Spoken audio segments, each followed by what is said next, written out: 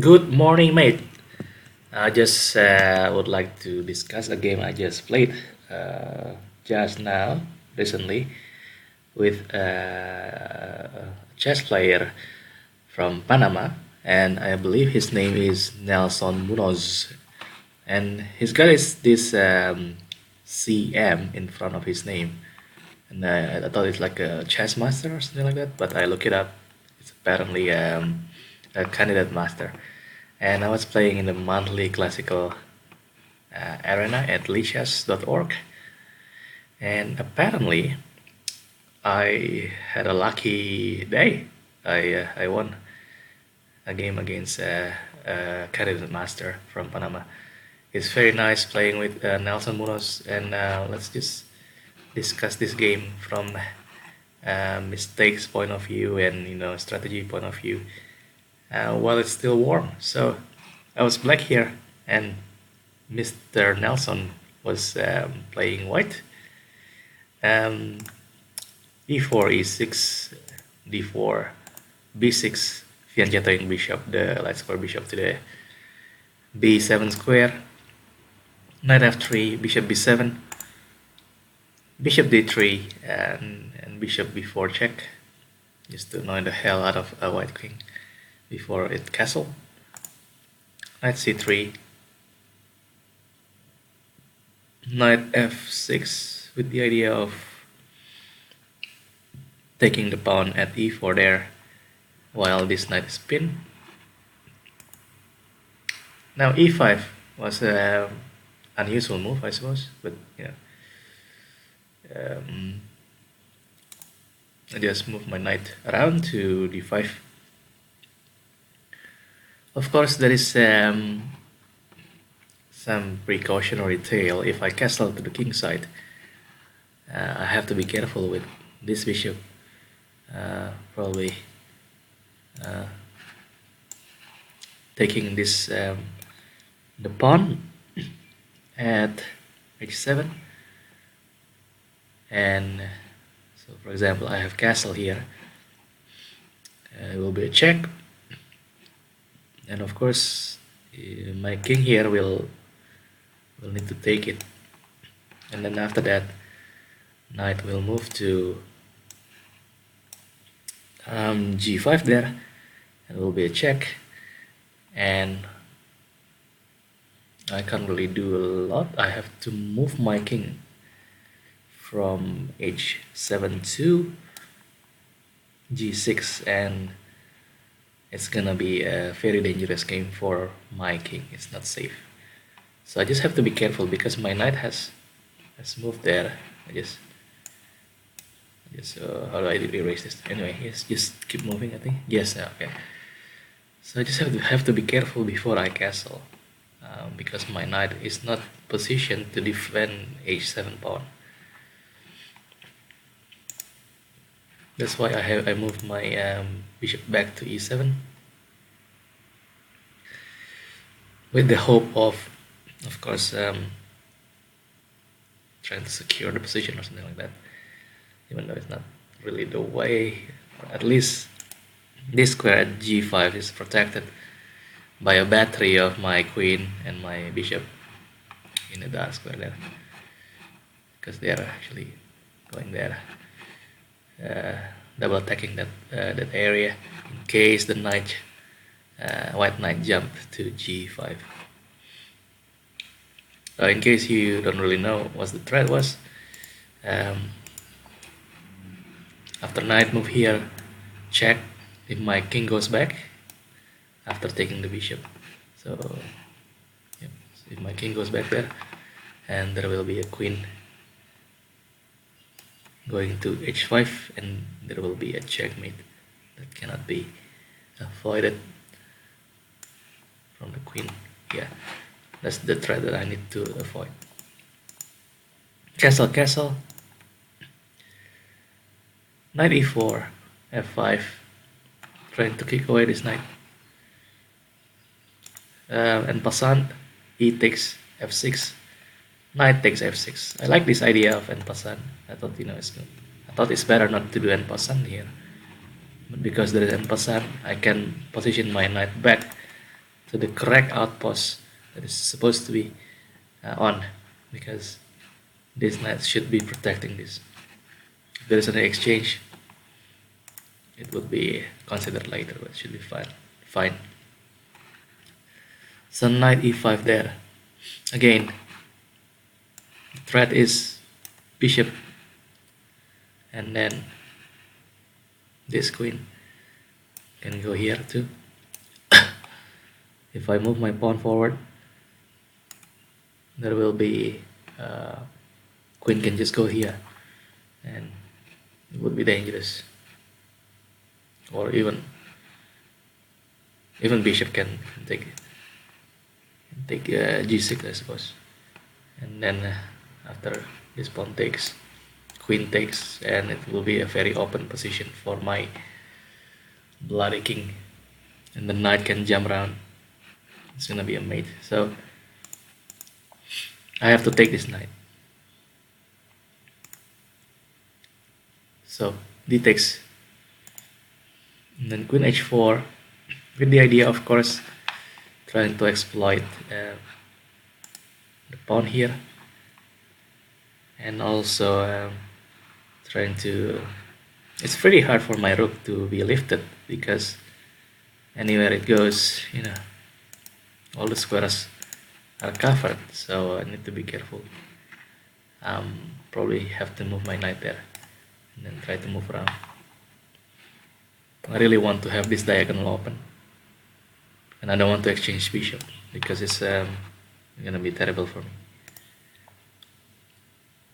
Queen e2, of course, the idea, I believe, is protecting this pawn, and at the same time maybe moving the bishop here later.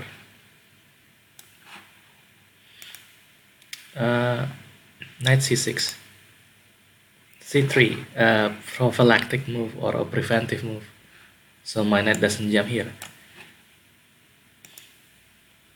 Instead, my knight jumps to e7, just to try to get an outpost here later on. It's a maneuver, because there is no other way, I suppose. So far, white is still leading. f4, knight f5, just to stop the f pawn to advance, because it's very dangerous. Queen f2, queen g4, just to avoid exchanging material. Bishop e2, queen g6, g4 is actually, in my opinion, a very bad move, but yeah, it's just an inaccuracy, because this pawn actually cannot take anything. It is pinned. So I challenge that attack by moving my pawn at h5,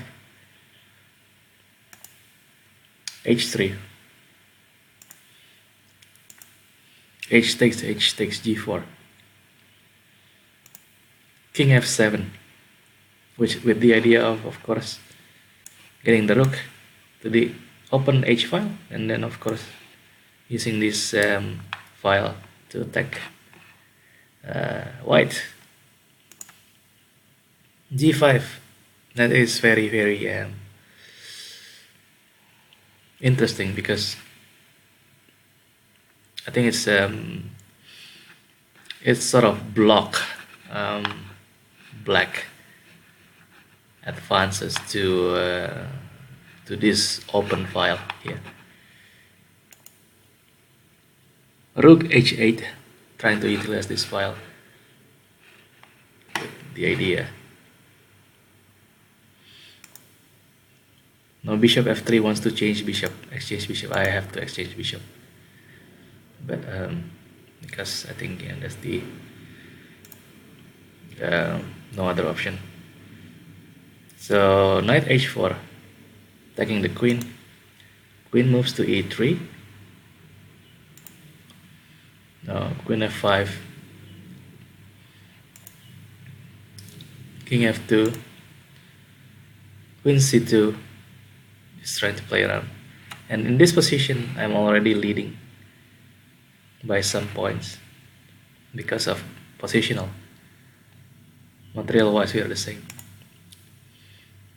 Rook h1, knight f5 attacking the queen. Queen e2, I just talk about queen takes b2, queen d3. Now rook hd8 is like a mistake.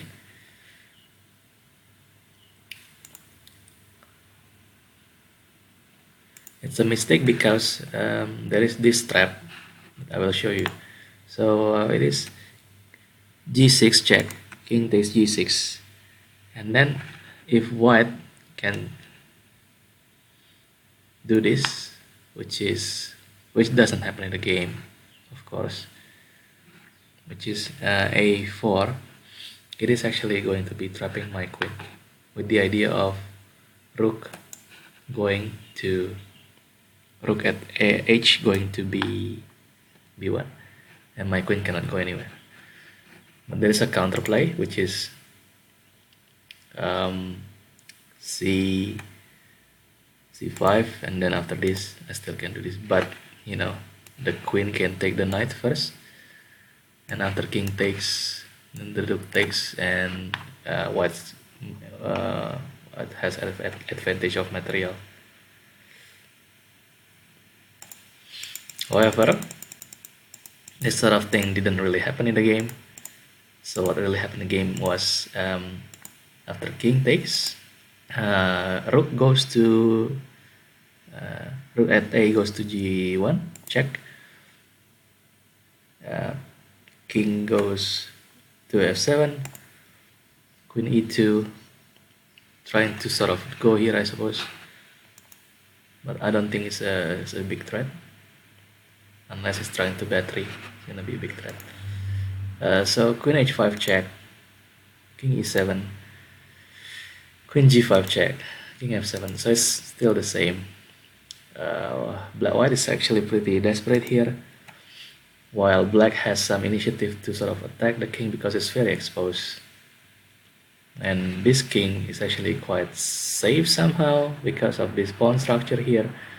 And even though there are two rooks, there is a very strong knight there, and the bishop of different color cannot really sort of penetrate because it's blocked by its own pawn structure, unfortunately. King d1, queen d3, which is I think I have a fantastic threat of knight goes to e3 there, and it's gonna be dangerous.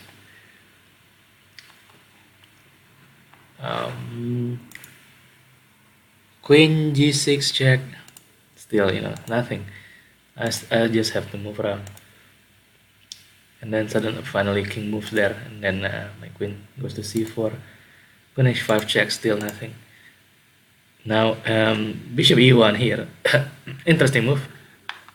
I am tempted to take this one and check, but you know, bishop can go here, and then suddenly black has some attack. After my queen move, maybe move take this one, then you know the bishop can do this, can do a check, and it's all over.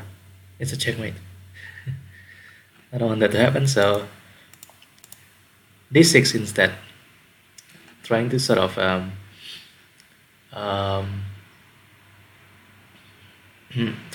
attack this pawn. And of course that's not the idea. The idea is to give some space for the king to escape here. E takes d6, c takes d6, and the rest is just basically accurate play, and you know, while it's using the advantage, so I just don't want to discuss too much here. Just you know, make this here and there, check, check, check, double up, check, check, and then you know, finally exchanging some pieces, and then here my opponent make a mistake, which is unfortunate. You know, the king just moved there, and then of course there is a check here, and then my rook can check here, and that's all over. Whatever white does here, for example, you can simply just take this one. After king moves, I'll take the rook. Thank you very much for watching. Very nice to play with you, Nelson Munoz.